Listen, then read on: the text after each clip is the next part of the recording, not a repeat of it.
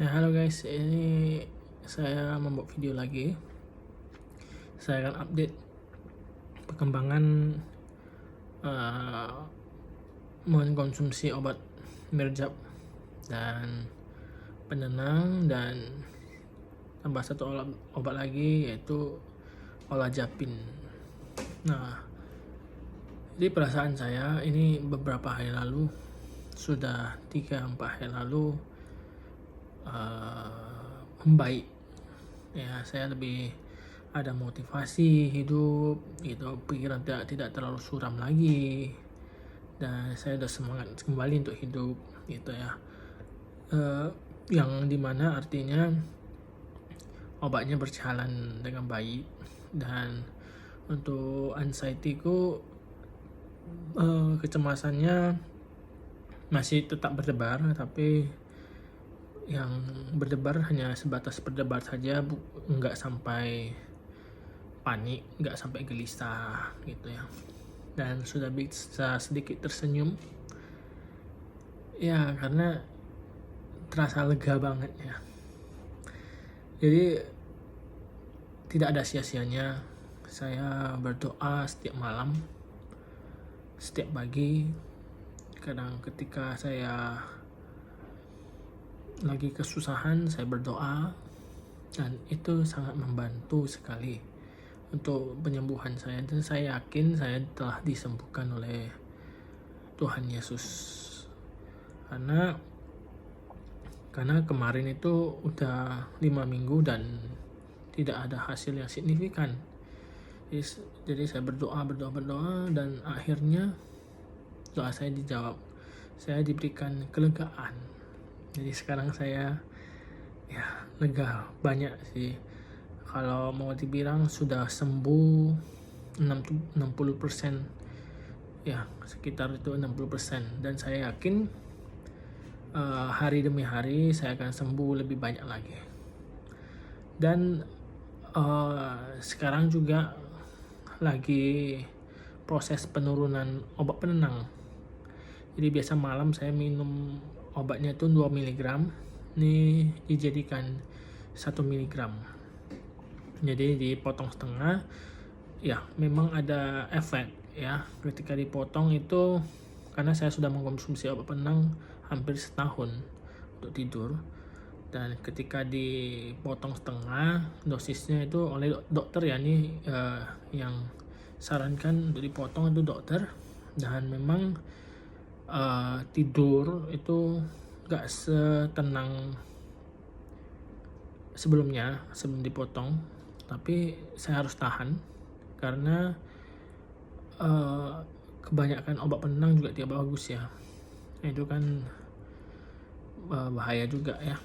Jadi yang biasanya satu hari saya konsumsi 4 miligram ya, yang artinya 2 tablet, sekarang jadi 1,5 tablet, 3 mili saja. Jadi mungkin 2 minggu lagi nanti akan diturunkan lagi, 2 minggu lagi akan diturunkan sampai tidak mengkonsumsi obat penenang dan hanya mengkonsumsi obat antidepresan dan satu antipsikotik ya. Itu biasanya untuk orang kasus skizofrenia, tapi karena dia punya efek menenangkan untuk menggantikan obat penenang, jadi saya dikasih obat itu dan it's work ya. Ya gitu kondisinya guys. Jadi bagi kalian yang masih belum sembuh ya, saya sarankan sih lakukan aktivitas, tulis aktivitas yang positif ya. Kalian boleh, kalau kalian nggak pandai, kalian boleh chat GPT, chat bagaimana cara menaikkan mood setiap hari. Kalian boleh menggunakan chat GPT untuk menyusun jadwal kalian, dan itu bagus banget ya. Jadi saya juga ada tulis ini ya. Ini jadwal saya lakukan, yaitu jam 8 saya bangun berdoa syukur gitu ya. Terus jam 8.30 biasa saya makan, saya minum probiotik. Jam 9 saya treadmill 30 menit sambil dengar khotbah. Jam 9.30 siram tanaman, sekalian stretching badan, terus saya journaling. Journaling itu menulis ya, itu sangat bermanfaat sekali. Menulis seperti perasaanku pagi hari ini, hal yang aku khawatirkan, terus satu hal yang ingin aku capai, tulisan syukur, tulis kata motivasi ya. Terus jam 10.30 bisa boleh meditasi atau nafas perut, mendengar musik gitu. Bisa diisi juga jam 11 ya, makan siang saya minum B1, D3, K2 dan omega. Itu bagus untuk otak ya guys. Dan saya merapikan kamar, walaupun tidak rapi-rapi banget, nanti dirapikan oleh bibi lagi.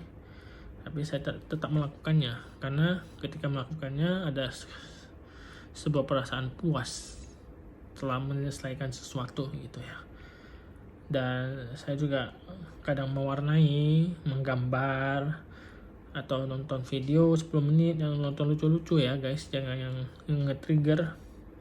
Terus jam 12 saya kalau nggak keluar ya, saya rebahan santai gitu, walaupun belum bisa tidur siang karena masih dedaan, tapi ya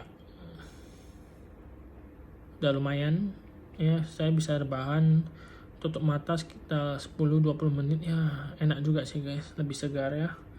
Terus boleh nonton Netflix gitu, walaupun kadang nggak mood ya nonton aja gitu, karena lama-kelamaan dia kan moodnya akan keluar gitu ya.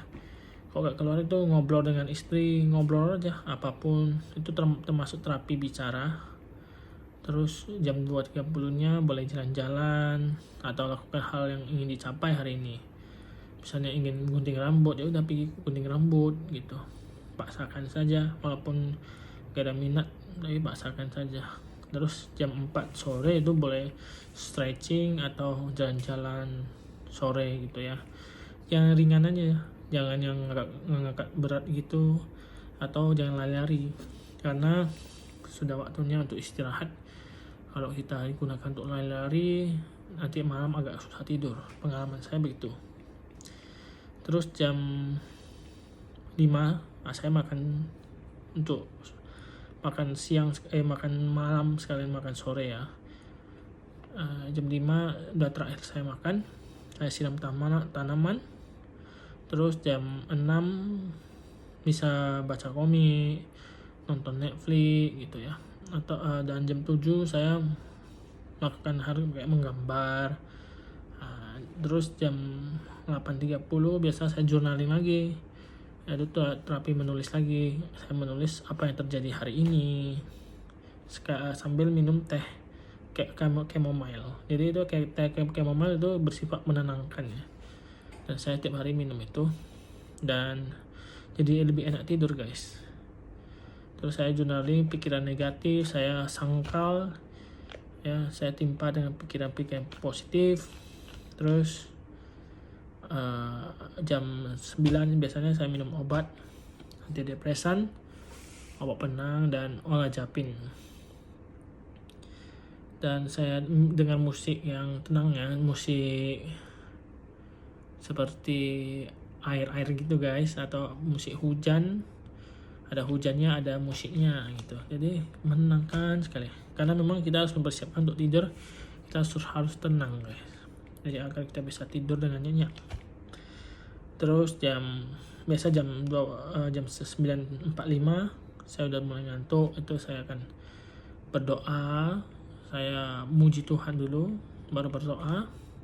Saya memuji dan menyanyikan lagu sekitar 3 lagu sendirian di kamar, kadang ditemani istri. Dan setelah itu saya berdoa sekitar 15 menit gitu kan, itu udah 21.45 dan saya bersiap-siap untuk tidur. Dan ya tidur saya lumayan nyenyak, bisa sampai pagi. Dan itu yang saya lakukan, kegiatan positif setiap hari. Walaupun saya di rumah, tapi kegiatannya sangat positif sekali. Saya dapatkan ini dari ChatGPT. Bisa juga saya tos karena kalian harus rutinitas itu harus setiap hari kalian lakukan, guys. Jangan bolong-bolong. Nah, ketika kalian melakukan itu 21 hari aja, kalian akan terasa gampang melakukan itu. Dan itu sangat bagus untuk depresi dan anxiety kalian ya.